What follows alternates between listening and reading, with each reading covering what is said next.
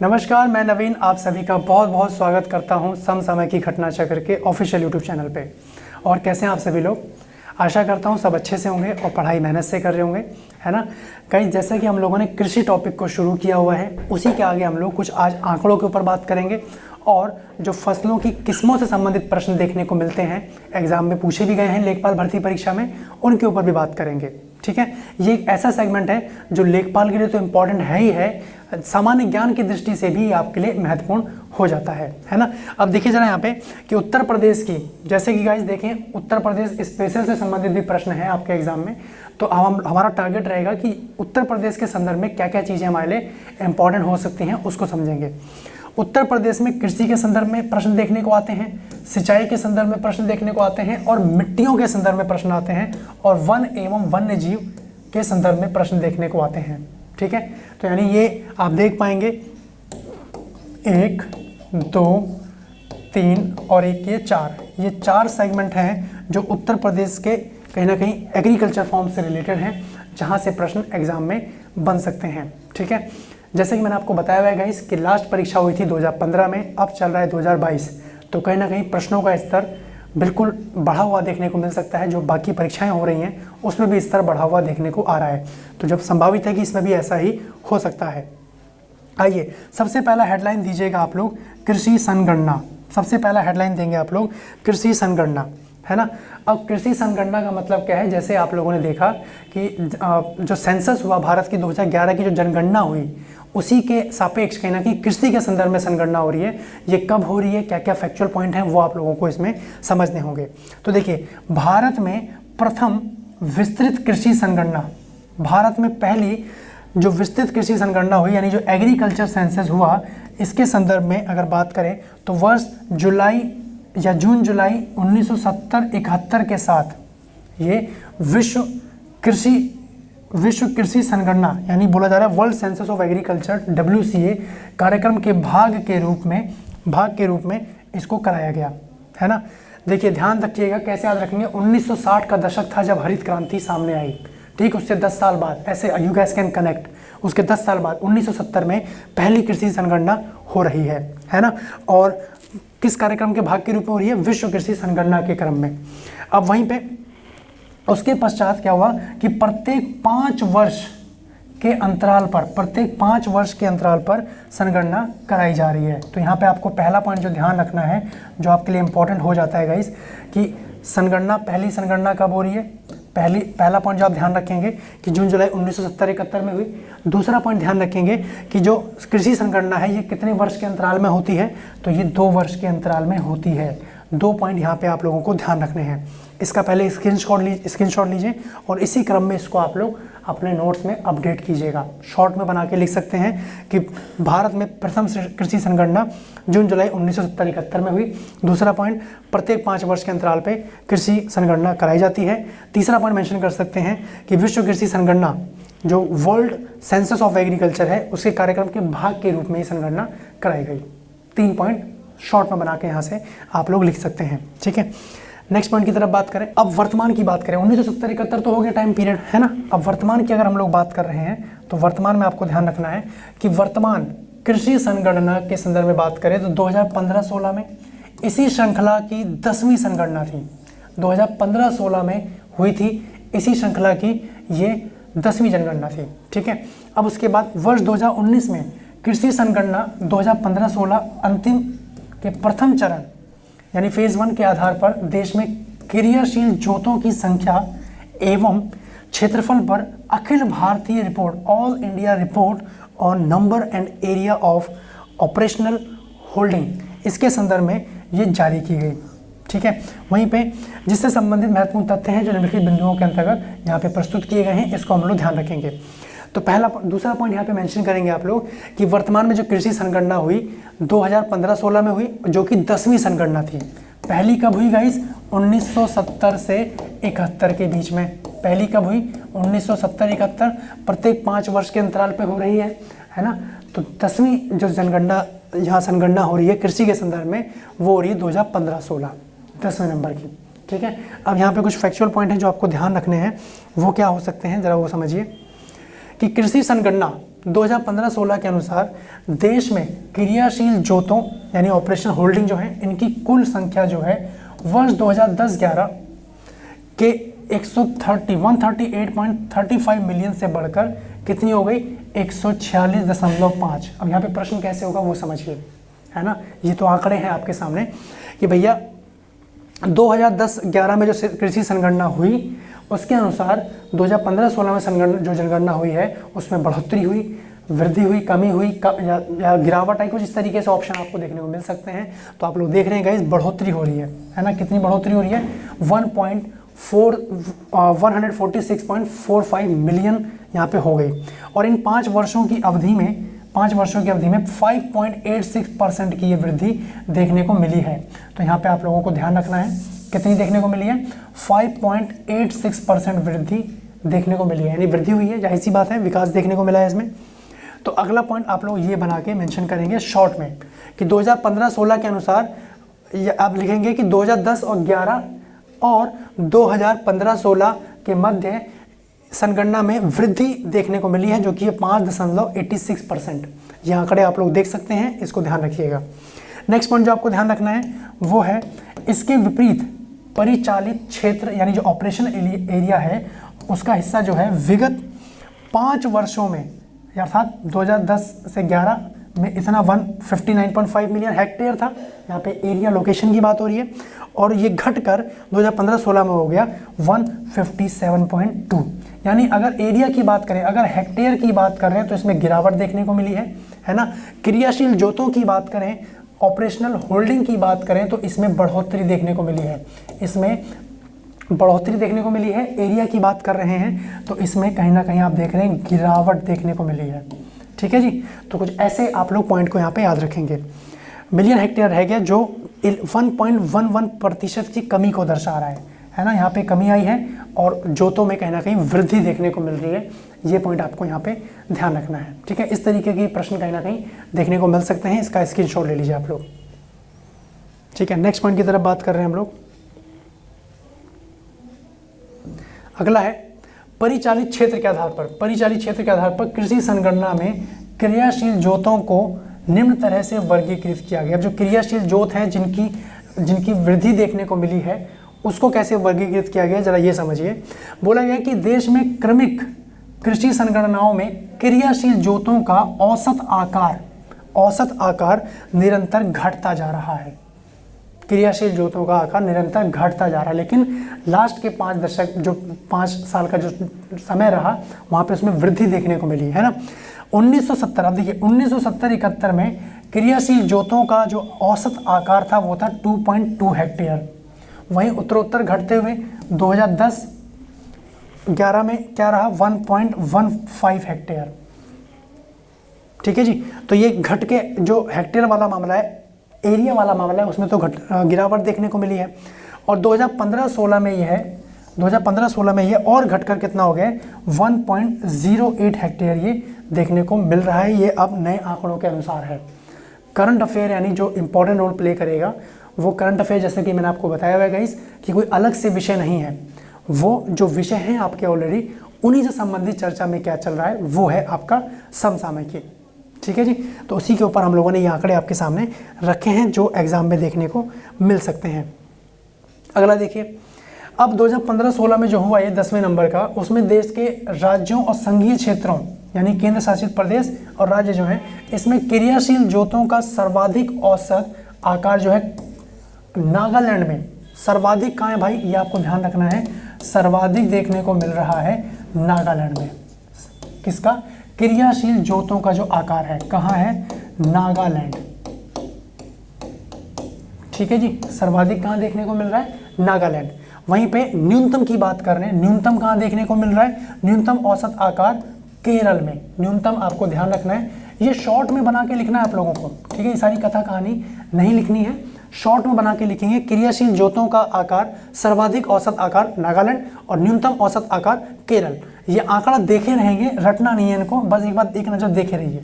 4.87 hectare रहा नागालैंड के अनुसार, नागालैंड में, और 0.18 हेक्टेयर रहा आपका केरल में। ठीक है, अब उत्तर प्रदेश की अगर बात करें तो ये आपके लिए आंकड़ा इंपॉर्टेंट है, ये आपको रटना पड़ेगा, याद रखना पड़ेगा। ये उत्तर प्रदेश संबंधित है। उत्तर प्रदेश में यह 0.73 हेक्टेयर के स्तर पे रहा है। ठीक है, जब यहाँ से प्रश्न आते हैं गाइस तो ये स्कोरिंग प्रश्न कहलाते हैं, क्योंकि अधिकांश छात्र इसको अटैम्प्ट नहीं करते हैं, या अगर अटैम्प्ट करने का प्रयास भी करते हैं तो नहीं जान रहे होते हैं, गलत आंसर लगा देते हैं। लेकिन आप लोगों को छोड़ना नहीं है, ठीक है ना, और हर हालत में एक सिलेक्शन आप लोगों को अपने लिए लेना ही लेना है। अच्छा, ये तो हो गया आपका राज्य और यूनियन टेरिटरी के संदर्भ में, राज्य और यूनियन टेरिटरी यानी केंद्र शासित प्रदेश के संदर्भ में। ठीक है जी, तो यहाँ पे आपको ध्यान रखना है सर्वाधिक नागालैंड, न्यूनतम आपका केरल, उत्तर प्रदेश की बात की गई तो 0.73 हेक्टेयर। 3 पॉइंट यहाँ पे आपको ध्यान रखने हैं। नेक्स्ट पॉइंट की तरफ बात करें, महिला क्रियाशील जोत धारकों का जो प्रतिशत का जो हिस्सा है 2010 और 11 के अनुसार जो है ये 12.79 से बढ़कर हो गया है 15-16 में 13.96% ये हो गया है। यानी महिला क्रियाशील जोत धारक में वृद्धि देखने को मिली है। आपको कुछ इस तरीके से याद रखना है, वृद्धि देखने को मिली है। महिला क्रियाशील जोत धारकों का जो प्रतिशत है वो 2010-11 के अनुसार 2015-16 में वृद्धि देखने को सामने आई है। ठीक है, जबकि इसी अवधि में परिचालित क्षेत्र में उनका प्रतिशत हिस्सा 10.36% से बढ़कर 11.72% के स्तर पर ये पहुंच गया है। तो यहाँ पे ध्यान रखना है, महिलाओं के संदर्भ में बात करें, जो उनकी सहभागिता है, जो उनकी भागीदारी है, उसका परसेंटेज कहीं ना कहीं बढ़ा हुआ है। ठीक है, तो ये पॉइंट आपको यहाँ पे ध्यान रखना है, इसको ध्यान रखिएगा, इसका स्क्रीनशॉट ले लीजिए और ये आंकड़े पॉइंट वाइज बना के आपको याद रखने हैं। नेक्स्ट पॉइंट की तरफ बात करें, अब जो लघु और जो सीमांत जोत हैं, यानी जो छोटे हैं, लघु और सीमांत यानी मार्जिनल जोतों का एक साथ लेने पर अर्थात 2.0 यानी 2 हेक्टेयर से कम क्षेत्रफल वाली जोतों की कुल क्रियाशील जोतों में प्रतिशत भाग जो है ये वर्ष 2010 में 85.01% था, वहीं बढ़कर ये हो गया 2015-16 में 86.08% ये हो गया। यानी आपका लघु और सीमांत में भी इसमें वृद्धि देखने को मिली है ना। ये कॉमन सेंस है, ऐसे आपको याद रखना है, सारे आंकड़े याद नहीं करने हैं, बहुत फैक्चुअल हो जाएगा, पता लगेगा फैक्ट की बम्बार्डमेंट हो गई, ऐसा नहीं करना है। आपको क्या समझना है कि इस तरीके से लघु और सीमांत मार्जिनल जोतों में वृद्धि देखने को मिली है। आंकड़ा एक बार देखे रहेंगे बस, है ना। अब आइए, अब ऐसी जोतों का परिचालन क्षेत्र में हिस्सा जो वर्ष 2010 और 11 में कितना था 44.58%, और ये बढ़ के 2015-16 में हो गया 46.94%। ठीक है जी, तो यहाँ पे ध्यान रखना है, परिचालन क्षेत्र में भी कहीं ना कहीं वृद्धि देखने को मिल रही है। परिचालन क्षेत्र में भी वृद्धि, लघु या मार्जिनल जो सीमांत है इसमें भी वृद्धि देखने को मिली है। कमी कहाँ देखने को आई थी वो हम लोगों ने बात करी, क्रियाशील जोतों के आकार में कमी देखने को आई है। ठीक है, बाकी समय आप देख रहे हैं वृद्धि है। इसका स्क्रीनशॉट लीजिए, फिर हम लोग नेक्स्ट पॉइंट की तरफ बात करते हैं। आइए अगला देखते हैं।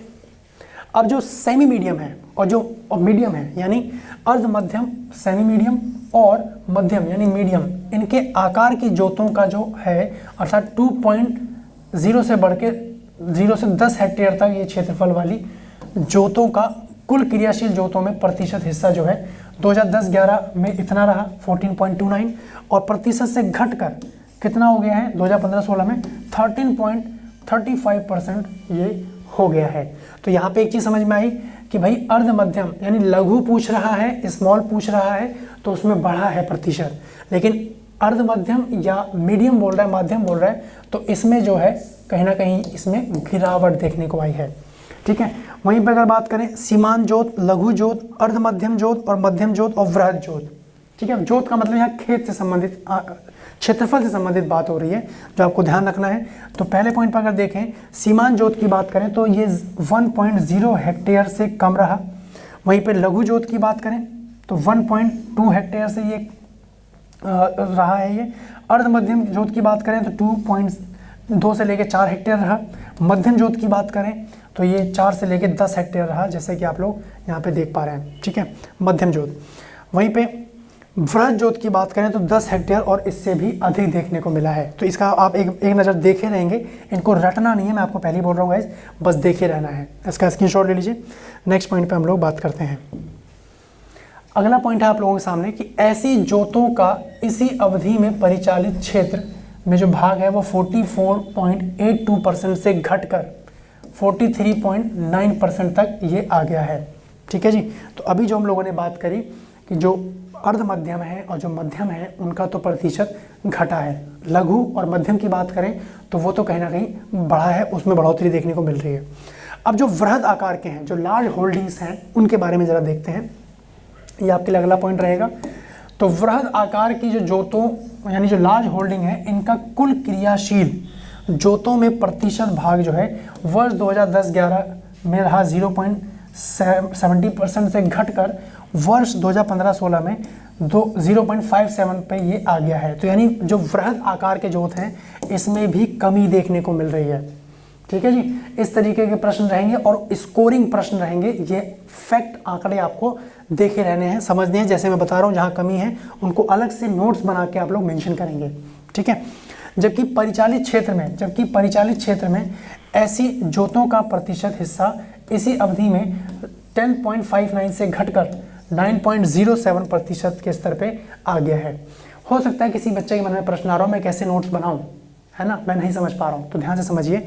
जैसे मैंने आपको बताया, आप जो हेडलाइन डालते हुए चल रहे, वृहद आकार, आपने हेडलाइन डाली वृहद आकार, है ना, परेशान थोड़ी ना होना, हर समस्या का समाधान है गाइस। वृहद आकार में कृषि संगणना ऐसे लिखेंगे, कृषि संगणना के अनुसार, कृषि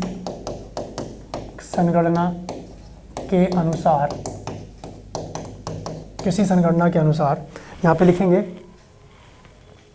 जोतों में कमी देखने को मिली है। जोतों के आकार में, या आप ऐसे कह सकते हैं जोतों के आकार में कमी देखने को मिली है। पैसेट चाहो तो एरो बना सकते हो इस तरीके से, कमी देखने को मिली है। आंकड़े मेंशन कर सकते हो कितना % कमी आई है, बस आपकी जानकारी के लिए। ठीक है। देखिएगा, इस किसी भी चीज़ को याद रखने के मैं चाहूँगा 3 फॉर्मेट आप लोग याद रखें। कोई भी चीज़ लंबे समय तक अगर आप लोग याद रखना चाहते हैं, है ना, तो आप लोगों को 3 चीज़ें ध्यान रखनी होगी।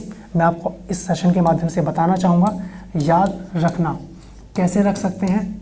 देखिए, एक लाइन कही जाती है guys, successful people do not do different thing, है ना। एक सफल व्यक्ति कुछ अलग नहीं करता है, बट दे डू डिफरेंटली, कुछ अलग से जरूर करता है, तो वो आपकी सफलता का कहना नहीं परिचायक होगा, है ना। तो याद रखने के लिए क्या करेंगे, पहला पॉइंट जो आपको ध्यान रखना है, पहला पॉइंट जो आपको रखना है वो है मैप। पहला पॉइंट है मैप। या तो अगर हम इसको मैप में कन्वर्ट कर सकते हैं, आपको लगता है कि हम इसको मैप में दिखा सकते हैं, तो वो हम कर सकते हैं। दूसरा पॉइंट जो आपको याद रखना है, ग्राफ। दूसरा पॉइंट जो आपको ध्यान रखना है वो है ग्राफ, है ना। मैप का मतलब समझ गए। उदाहरण के लिए मैं आपको बताऊं, जैसे मान लीजिए एक उदाहरण मैं आपको दे रहा हूं कि ये आपका भारत है। एक रफली डायग्राम बना रहा हूँ गाइस, है ना, ये आपका भारत है। अब आपके सामने प्रश्न है, जैसे मान लीजिए इतिहास का कोई प्रश्न है, इतिहास से संबंधित कोई प्रश्न है आपके सामने, और आपको याद रखना है कि हड़प्पा सभ्यता का विस्तार कहाँ कहाँ है। उदाहरण के लिए बता रहा हूँ, हड़प्पा सभ्यता का विस्तार कहाँ कहाँ है, तो कैसे याद रखोगे। एक तो यहाँ पे लोकेशन है मांडा, है ना, पश्चिमी घाट में सुतका गेंडोर। मैं आपको याद रखने के लिए बता रहा हूँ, सुतका गेंडोर पश्चिमी। और महाराष्ट्र की बात करें तो यहाँ पे है दैमाबाद, है ना। यूपी की बात करें तो यहाँ पे है आलमगीरपुर। इस तरीके से आप लोग इसको मिला देंगे तो ये कहीं ना कहीं ये आकृति, चतुष्फल की जो आकृति देखने को मिल रही है, उसी के अंतर्गत, उसी के इर्द गिर्द कहीं ना कहीं हड़प्पा सभ्यता का विकास देखने को मिला है। तो पहला तरीका याद रखने का मैप के माध्यम से। I getting my point. दूसरा तरीका, मैं इसको इरेज कर रहा हूँ, मैं इसको इरेज कर दे रहा हूँ। अब जरा से यहाँ पे समझिए एक चीज़। दूसरा तरीका मैंने बताया ग्राफ के माध्यम से। अब जैसे आप लोग यहाँ पे आंकड़े देख रहे हो, तो आपको पहले लिख देना है कमी देखने को मिली और वृद्धि देखने को मिली। अब कमी कहाँ देखने को मिल रही है, वो 4 पॉइंट मेंशन कर दिए। वृद्धि कहाँ देखने को मिल रही है, वो 4 पॉइंट मेंशन कर दिए। तो आपका दिमाग कहीं ना कहीं कैलकुलेट कर लेगा कि हाँ, मैंने वृद्धि वाला पढ़ा था, यहाँ पे ये है, कमी वाला पढ़ा था, यहाँ पे ये है। Regarding my point. तीसरा पॉइंट जो याद रखने का तरीका है इंपॉर्टेंट, उसमें आप लोग क्या कर सकते हैं, तीसरे पॉइंट में आप लोग ईयर्स को कनेक्ट कर सकते हैं। जैसे मैंने आपको बताया उदाहरण के लिए 1960 के दशक में हरित क्रांति आई, ठीक उसके 10 साल बाद कृषि संगणना हो गई। हरित क्रांति कृषि खेती से ही संबंधित था, हरित यानी जहाँ पे गेहूं और धान की फसलों को बहुतायत सफलता देखने को मिली। उसके 10 साल बाद कृषि संगणना हो रही है। ऐसे you guys can connect, years को कनेक्ट करके आप लोग याद रख सकते हैं। ठीक है जी, यही कुछ फॉर्मेट, कुछ प्रोसीजर हैं जो आपको ध्यान रखने हैं। आप लोग फर्स्ट अटेम्प्ट में अपना नंबर लेंगे। ठीक है जी, तो यहाँ पे ये आपको फॉर्मेट ध्यान रखना है। उम्मीद करता हूँ आपको समझ में आया होगा कैसे आप लोग अपने इस तरीके के नोट्स कैसे आप उसको तब्दील कर सकते हो। ठीक है, चलिए इसका स्क्रीनशॉट ले लीजिए। नेक्स्ट पॉइंट पे हम लोग बात करते हैं। आइए, अगला जो पॉइंट है आपके सामने, उत्तर प्रदेश। अब देखिए उत्तर प्रदेश संदर्भ में है। वर्ष 2015-16 में सीमांत, लघु और अर्ध मध्यम और मध्यम और वृहद आकार के जोतों का राज्य की कुल क्रियाशील जोतों में प्रतिशत भाग क्रमशः ये रहा है। यानी अगर सीमांत की बात करें तो 80.18, लघु की बात करें तो 12.63, अर्ध मध्यम की बात करें तो 5.51, मध्यम की बात करें तो 1.58 और वृहद की बात करें तो 0.1। तो यहाँ पे आपसे पूछा जा सकता है कि सबसे कम 2015-16 की जनगणना के अनुसार उत्तर प्रदेश में सबसे कम किसका है, तो वृहद आकार का आंकड़ा है 0.10, है ना। और सबसे अधिक किसका है, तो सीमांत का 80.18। ऐसे आप लोग याद रख सकते हैं, सब रटना नहीं है, बस फॉर्मेट को ध्यान रखना है। अच्छा, कम कहाँ था, वृहद में, ज़्यादा कहाँ था, आपने देखा सीमांत में। ठीक है, जो कि 2010-11 में क्रमशः ये था। अब आप देखो जरा यार, सीमांत वाला तो बढ़ा है, जो लघु वाला है वो कम हुआ है ना। 13 था 12 हो गया, 5.72 ये भी कम हो गया, 1.71 ये भी कम हो गया और 0.1 था ये भी कम हो गया। तो यानी बढ़ोतरी किस में देखने को मिल रही है, सीमांत वाले में। समझ रहे हैं कैसे अध्ययन करना है इसका?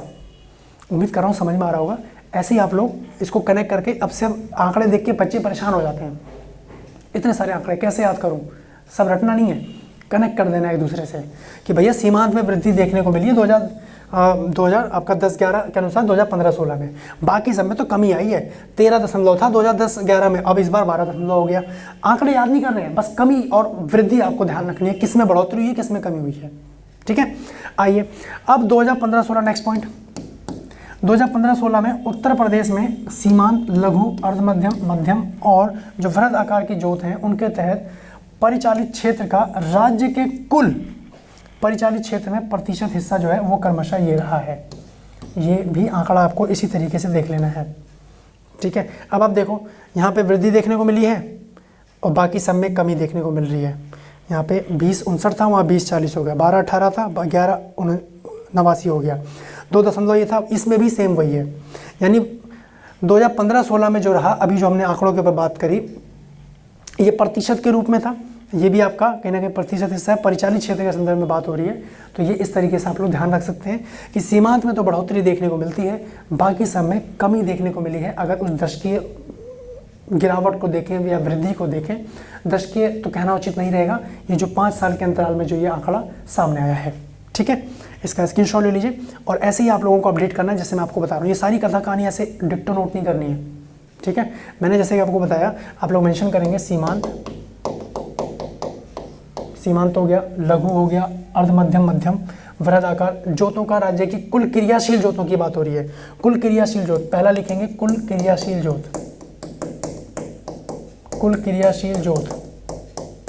तो सीमांत के नीचे मेंशन कर देंगे बढ़ोतरी हुई है, बाकी सब में कमी देखने को आई है। क्रियाशील जोत, कुल क्रियाशील जोत की बात हो रही है। दूसरा आपने देखा राज्य के कुल परिचालित क्षेत्र, परिचालित क्षेत्र नेक्स्ट पॉइंट मेंशन करेंगे, परिचालित क्षेत्र, परिचालित क्षेत्र में सीमांत में वृद्धि आई है, बाकी सब में कमी आई है। That's it. आंकड़े अपने रेफरेंस के लिए आप लोग रख सकते हैं। हाँ, कमी आई तो कितनी आई है, इतना डिटेल में नहीं जाएगा, आप उसके लिए परेशान मत होइए, है ना। प्रश्न इतना डिटेल में आपको देखने को नहीं मिलेगा। चलिए नेक्स्ट देखते हैं। अब देखिए 2015-16 में उत्तर प्रदेश में सीमांत, लघु, अर्धमध्यम, मध्यम और वृहद आकार की जोतों का जो औसत आकार रहा, औसत आकार है ना, यहाँ पे ध्यान रखना है, ये रहा यहाँ पे क्रमशः 0.38 हेक्टेयर, 1.39 हेक्टेयर, 2.71 हेक्टेयर, 14.98, जबकि आकार वर्गों की जोतों का जो औसत आकार है वो है 0.73 हेक्टेयर। अब ये वाला पॉइंट आपको ध्यान रखना है, वर्गों की जोतों का औसत आकार जो रहा है 0.73 हेक्टेयर। ठीक है जी, ये आंकड़ा आपको ध्यान रखना है। उसके बाद कृषि संगणना 2015-16 के अनुसार देश के 36 राज्य और संघ शासित क्षेत्रों में से 14 राज्य हैं जो यथास्थिति बनी हुई है। आंध्र प्रदेश, बिहार, छत्तीसगढ़, गुजरात, कर्नाटक, तमिलनाडु, तेलंगाना, केरल, मध्य प्रदेश, उत्तर प्रदेश, महाराष्ट्र, पश्चिम बंगाल, उड़ीसा, राजस्थान, इन सब का क्या है कि देश की क्रियाशील जोतों की कुल संख्या में लगभग 91.01% का इसमें हिस्सा रहा है। इन्होंने इतना पार्टिसिपेट किया है। अब इसको कैसे याद रखोगे भाई? कृषि संगणना 2015-16 के अनुसार देश में कितने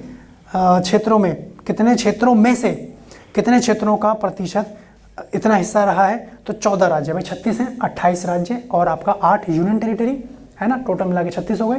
तो इनमें 14 राज्यों का मामला इतना हिस्सा इनके अंतर्गत रहा है। तो ये पॉइंट आप लोग ऐसे बना के इसमें याद रखेंगे। इसका स्क्रीनशॉट ले लीजिए। जो मैंने आपको मेन चीज़ बताई थी कि जहाँ पे फसलों की किस्म से संबंधित प्रश्न है, अभी इसके ऊपर आ रहे हैं, थोड़ा धैर्य रखिएगा। ये थोड़ा स्टार्टिंग का तो कुछ थ्योरेटिकल पोर्शन है, कुछ आंकड़ों से संबंधित मामला है जो एग्जाम में देखने को बन सकता है, तो उसके अनुसार आप लोग ध्यान रखेंगे। चलिए नेक्स्ट पॉइंट की तरफ बात करते हैं। आइए, जबकि कुल परिचालित क्षेत्र में 14 राज्यों का हिस्सा लगभग कितना है? 88.19%। वहीं पे 2015-16 में देश की कुल 146.45 मिलियन क्रियाशील जोतों में सर्वाधिक क्रियाशीलता जोत धारकों की संख्या वाले राज्य क्रमशः इस तरीके से हैं। 2015-16 की कृषि जनगणना के अनुसार इनका अवरोही क्रम लगाना है आप लोगों को क्रियाशील जोतों के अनुसार। अवरोही क्रम में सबसे बड़ा है आपका उत्तर प्रदेश, पहला नंबर। दूसरा नंबर है बिहार, ये आंकड़ा ध्यान नहीं रखना है, बस आपके रेफरेंस के लिए। तीसरा है महाराष्ट्र, चौथा है मध्य प्रदेश, ठीक है, और पांचवा है कर्नाटक। इस तरीके से ध्यान रखना है। और छठा हो गया आंध्र प्रदेश, सातवां हो गया तमिलनाडु, और आठवां हो गया आपका राजस्थान, और नौवां हो गया आप लोगों का केरल। इसी क्रम में आगे बढ़ते चले गए हैं। टॉप 4 मैं चाहूँगा आप लोग ध्यान रखें। टॉप 4, टॉप पे तो यूपी है, यूपी के बाद बिहार, यूपी के बिल्कुल पूर्व छोर पे लगा हुआ है बिहार, ऐसे याद रखेंगे। ऊपर का हिस्सा हुआ भारत का, उसके बाद नीचे है महाराष्ट्र, तीसरे नंबर पे महाराष्ट्र है, और महाराष्ट्र के ठीक ऊपर है मध्य प्रदेश। ऐसे यू गाइस कैन कनेक्ट, ठीक है। इसका स्क्रीनशॉट ले लीजिए, फिर हम लोग नेक्स्ट पॉइंट की तरफ बात करते हैं। चलिए अब देखिए, 2015-16 में देश में कुल 157.82 मिलियन हेक्टेयर परिचालित क्षेत्र में सर्वाधिक योगदान राजस्थान का है। परिचालित क्षेत्र की बात हो रही है, जहाँ पे टॉप 4 में है कृषि जोत के अनुसार, वहीं पे परिचालित क्षेत्र के अनुसार सर्वाधिक योगदान राजस्थान का है। और जिसके बाद फिर महाराष्ट्र है ना, उसके बाद उत्तर प्रदेश। यहाँ पे उत्तर प्रदेश का तीसरा स्थान हो जाता है। इस तरीके से आप लोग याद रखेंगे। चौथा नंबर है कर्नाटक, ये इनका स्थान यहाँ पे रहा है। टॉप 4 आप लोग याद रखेंगे, क्योंकि टॉप 4 में ही प्रश्न बन सकता है कौन सा नहीं है ना, कौन सा इस टॉप 4 या शीर्ष 4 में कौन सा नहीं है। इस तरीके का प्रश्न भी सामने आ सकता है। चलिए अगला देखें। 2010-11 की तुलना में वर्ष 2015-16 में देश के राज्य और संघीय क्षेत्रों में क्रियाशील जोतों की संख्या में सर्वाधिक प्रतिशत वृद्धि मध्य प्रदेश में दर्ज हुई है। यानी 2010-11-15-16 की अगर बात करें, इस 5 साल के दौरान क्रियाशील जोतों की संख्या में सबसे ज़्यादा प्रतिशत वृद्धि कहाँ देखने को मिली है? तो मध्य प्रदेश, उत्तर प्रदेश नहीं, ध्यान रखना भैया, मध्य प्रदेश आपका यहाँ पे राइट आंसर हो जाता है। ठीक है जी। ये आंकड़े जो बहुत कॉम्प्लिकेटेड होते हैं, उम्मीद कर रहा हूँ आपको बहुत आसान लग रहे होंगे कैसे इसको याद रखना है। ठीक है, ये फैक्चुअल 11.81 मिलियन हेक्टेयर, ये सब याद नहीं रखना है, बस आपके रेफरेंस के लिए कि कितना लोकेशन, कितने एरिया की बात की जा रही है। ठीक है, नेक्स्ट पॉइंट की तरफ बात करें तो देखिए, तत्पश्चात आंध्र प्रदेश, महाराष्ट्र, राजस्थान, केरल, मेघालय, कर्नाटक, नागालैंड, इन सब का स्थान आता है। तो महाराष्ट्र और मध्य प्रदेश तो टॉप पे है, उसके बाद फिर अपना आंध्र प्रदेश है, महाराष्ट्र है, यानी यहाँ पे यूपी का नाम नहीं है। यहाँ पे ध्यान रखेंगे, इसका स्क्रीनशॉट ले लीजिए। आइए अब इसकी परिभाषाओं के संदर्भ में मैं चाहूँगा आप इसको नोट बनाइएगा, नोट्स लिखिएगा इसके, है ना। देखिए, कृषि संगणना के तहत प्रयुक्त परिभाषाएं, अब कौन कौन सी परिभाषाएं हैं? क्रियाशील जोत, जो आप टर्म देख रहे हैं, इसका क्या मतलब होता है, जरा उसके बारे में बात करेंगे। क्रियाशील जोत यानी ऑपरेशनल होल्डिंग, वह समस्त भूमि, आप मेंशन करेंगे, वह समस्त भूमि जो पूर्णतः या आंशिक रूप से कृषिगत उत्पादन हेतु, कृषिगत उत्पादन हेतु प्रयुक्त होती है। वो सारी भूमि या तो पूरी हो या तो कुछ अंश के रूप में कृषिगत उत्पादन हेतु प्रयुक्त होती है, तथा स्वत्वाधिकार यानी टाइटल विधिक स्वरूप, आकार या अवस्थिति पर विचार किए बगैर जो एक तकनीकी इकाई यानी भूमि की इकाई के समान प्रबंधन के तहत होती है, जिस पर उत्पादन के समान तरीके प्रयुक्त हों के रूप में एक व्यक्ति द्वारा अकेले या अन्य के साथ परिचालित की जाती है, वो है क्रियाशील जोत, operational holding. Operational holding short में देखिए कैसे लिखोगे आप लोग मेंशन कर सकते हो कि भूमि का वह पूर्णतः या आंशिक हिस्सा, भूमि का वह पूर्णतः या आंशिक हिस्सा जिस पर किसी अकेले व्यक्ति या अन्य व्यक्तियों के समूह के द्वारा उसको परिचालित किया जाता है ना, वो आपका क्रियाशील जोत के लिए कहीं ना कहीं माना जा रहा है। जैसे मान लीजिए ये कोई लैंड फॉर्म है, ये कोई खेत है, ठीक है, ये एक अकेला व्यक्ति है और ये व्यक्तियों का समूह है। या तो ये अकेला व्यक्ति का कार्य करेगा इसमें, या सभी व्यक्ति मिलकर काम करेंगे। और क्या क्या काम होते हैं खेत के अंदर आप लोग जानते हैं। तकनीकी स्तर पे कोई चीज़ हमें चाहिए, है ना, विधिक स्तर पे, उसके आकार स्तर पे और उसके टाइटल स्तर पे कोई चीज़ हमें चाहिए, इस पे विचार किए बिना इस पे कार्य हो रहा है, तो वो परिचालित जोत यानी ऑपरेशनल होल्डिंग के अंतर्गत आएगा। तो यहाँ पे ये पॉइंट आप लोग इस तरीके से बना के नोट कर सकते हैं। इसका स्क्रीनशॉट ले लीजिए। अब नेक्स्ट है परिचालित क्षेत्र, है ना। अभी आप लोगों ने देखा क्रियाशील जोत, अब है परिचालित क्षेत्र यानी ऑपरेटेड एरिया। अब परिचालित क्षेत्र क्या है कि परिचालित क्षेत्र में जोते हुए और गैर जोते हुए क्षेत्र दोनों शामिल होते हैं। समझ रहे हैं, यानी कोई लैंड फॉर्म है, ये आपका खेत है और इतने हिस्से पे खेती कर दी गई है, ये मैंने फसल उगा दी है यहाँ पे, इतने हिस्से पे खेती कर दी गई है और इतना हिस्सा खाली छोड़ दिया गया है। जोते हुए खेत या बिना जोते हुए दोनों शामिल हो रहे हैं, बशर्ते इसका भाग संदर्भावधि के दौरान कृषिगत उत्पादन के लिए प्रयुक्त हुआ हो। लेकिन ये भी कृषि के लिए प्रयुक्त होता है, ये भी यहाँ पे ध्यान रखना है। तो ये आपका परिचालित क्षेत्र के अंतर्गत माना जाएगा। दोनों का प्रयोग हो रहा है, दोनों पे परिचालन किया जा रहा है, लेकिन एक में कृषि हो रही है, एक में नहीं हो रही है, वो दोनों शामिल होंगे। लेकिन शर्त यही है कि संदर्भ अवधि में के दौरान कृषिगत उत्पादन के लिए ये प्रयुक्त हुआ हो। अगला देखिए, अगला पॉइंट है आपके सामने क्रियाशील जोत धारक यानी ऑपरेशनल होल्डर। ऑपरेशनल होल्डर, क्रियाशील जोत धारक किसको कहा जाएगा? वह व्यक्ति, नोट करेंगे एक पॉइंट, वह व्यक्ति जो कृषि जोत के परिचालन के लिए उत्तरदायी होता है।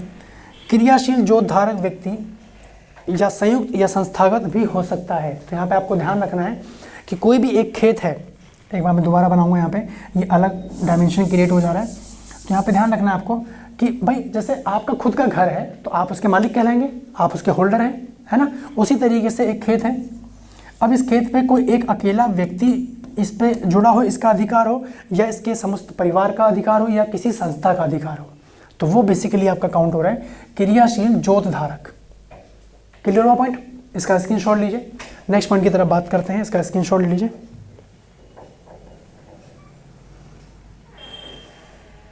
आइए, संगणना के संदर्भ में इतने पॉइंट थे जो आपको ध्यान रखने थे। परिभाषाओं के साथ साथ कुछ फैक्चुअल पॉइंट कैसे उसको नोट्स के रूप में आप तब्दील कर सकते हैं ताकि आप लोग उसको एग्जामिनेशन हॉल तक ले जाएं, उसको याद रख पाएँ। उसी के साथ अब हम लोग नेक्स्ट सेगमेंट के ऊपर बात करते हैं, उत्तर प्रदेश में कृषि।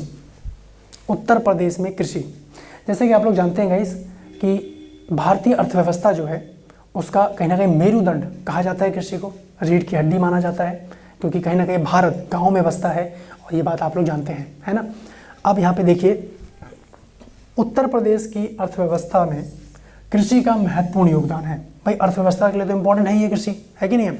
वहीं पे जनगणना 2011 के अंतिम आंकड़ों के अनुसार, जो 2011 की जनगणना हुई उसके अंतिम आंकड़ों के अनुसार उत्तर प्रदेश राज्य के कुल कर्मकारों में कृषि कर्मकारों का योगदान 59.3% रहा। यानी राज्य के जो कुल कर्मकार थे, कर्मकारों में उसमें जो कृषि के कर्मकार हैं उनका योगदान कितना है?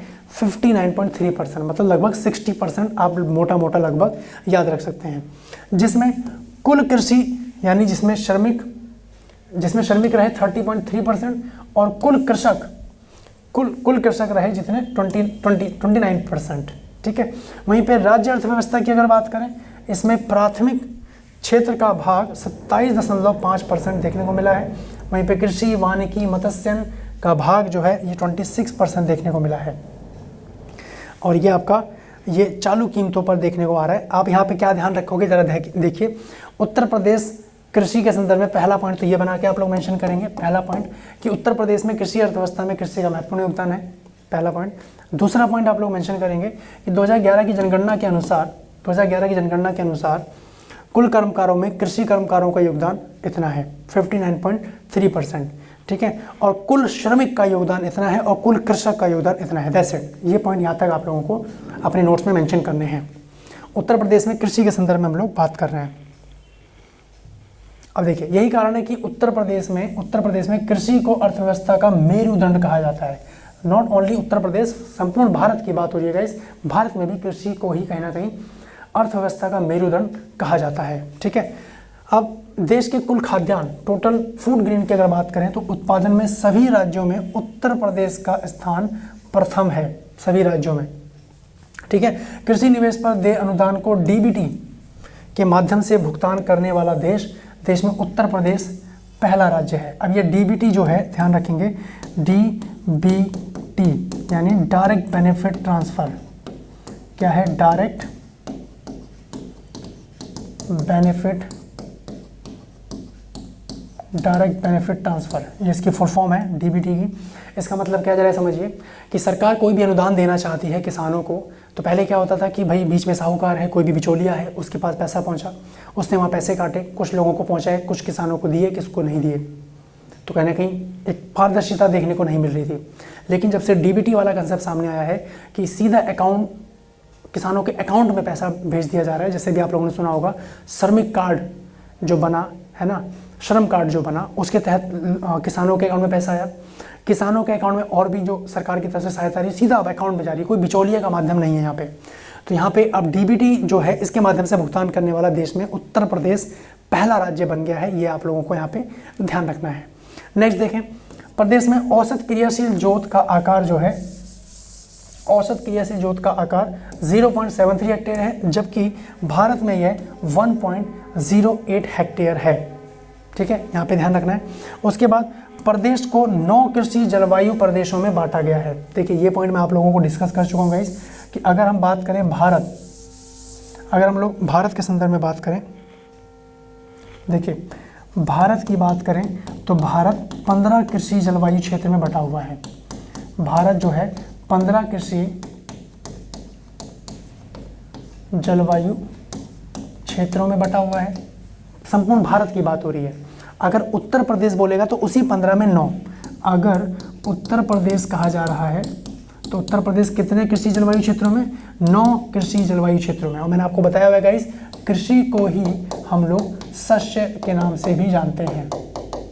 कृषि को ही हम लोग शस्य के नाम से भी जानते हैं। कई बार ये भी लाइन देखने को मिलती है एग्जाम में कि शस्य जलवायु क्षेत्र उत्तर प्रदेश में कितने हैं, और जो शस्य नहीं जानते फिर वो गलत लगा देते हैं। तो 9 है, यानी 9 कृषि जलवायु प्रदेशों में उत्तर प्रदेश को बांटा गया है, ये आप लोग ध्यान रखेंगे। और कृषि जलवायु प्रदेशों के वर्गीकरण के आधार पर मृदा, वर्षा, तापमान, जल और मानव संसाधन, ये कहीं ना कहीं इसके आधार पर वर्गीकरण देखने को मिलता है। इसके अनुसार ये किया गया है, ठीक है। इसका स्क्रीनशॉट लीजिए। नेक्स्ट पॉइंट की तरफ हम लोग बात करते हैं।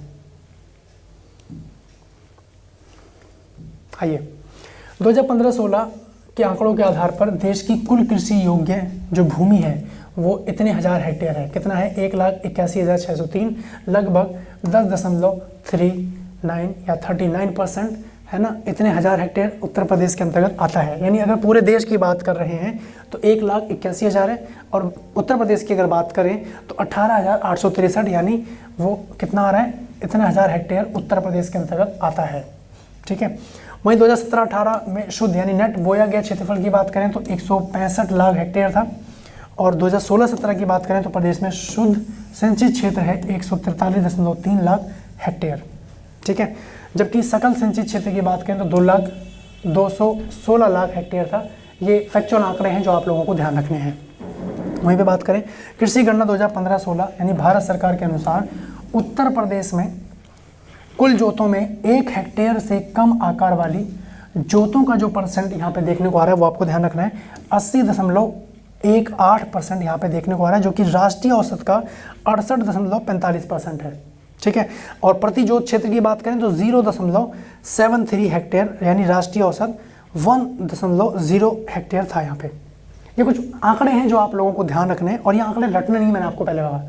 इनको आप लोग कैसे कनेक्ट करोगे कि भाई वृद्धि, कमी देखने को मिल रही है, वृद्धि देखने को मिल रही है, किस क्षेत्र में देखने को मिल रही है उसको मेंशन करेंगे, और किस वर्ष देखने को मिल रही है, बस ये ध्यान रखना। वहीं से आप लोग अपना आंसर गेटअप करोगे, क्योंकि इतने सारे फैक्चुअल पॉइंट हैं, आप सब कुछ नहीं रट सकते, है कि नहीं है। तो गाइस आज के सेशन में हम लोग इतना रखते हैं, तब तक आप लोग नेक्स्ट सेशन तक के लिए इसको रिवाइज रखेंगे, और रिवाइज आपको करना है, एक बार चीज़ों को समझिए फिर रिवाइज कीजिए। ठीक है, नेक्स्ट सेगमेंट में हम लोग इसी क्रम को आगे बढ़ाएंगे और चीज़ों को समझेंगे, जहाँ पे मैंने आपको बताया कि फसलों की किस्म से संबंधित जो प्रश्न है उसको भी हम लोग डिस्कस कर रहे होंगे एक एक फसल के साथ। ठीक है, तो मिलते हैं फिर आप लोगों से नेक्स्ट लेक्चर में, तब तक अपना ध्यान रखिए। बाय बाय, टेक केयर, जय हिंद।